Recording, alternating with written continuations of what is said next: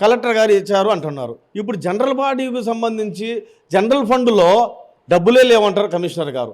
ఈ 60-70 వేల రూపాయలు మళ్ళీ మేము ఎక్కడి నుంచి తీస్తాం?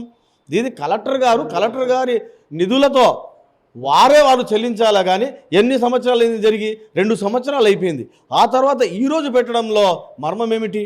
అసలు 1 లక్ష రూపాయలు రోడ్డు ఏదైనా జనరల్ ఫండ్లో పెట్టండి అంటే డబ్బులు లేవని చెప్తున్నటువంటి కమిషనర్ గారు దీన్ని ఎలా వాళ్ళు తీసుకొని పోతారు? మేమైతే కలెక్టర్ గారికి ఫండ్ వస్తుంది కదా, ఆ ఫండ్లోనే వాళ్ళకి ఇవ్వమని చెప్తాం.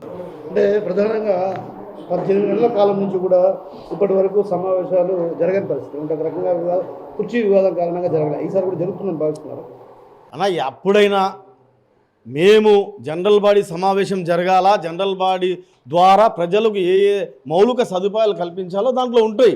ప్రతి కార్పొరేటర్ తన డివిజన్లో కాలువ కావాలా, డ్రైన్ కావాలా, నీళ్లు కావాలా, రోడ్డు కావాలా, లైటింగ్ కావాలని కోరుకుంటాడు. అవన్నీ జరగకుండా చేయడానికి కారణం కడప నగరంలో ఉన్నట్టు ప్రతి ఒక్కరికి తెలుసు.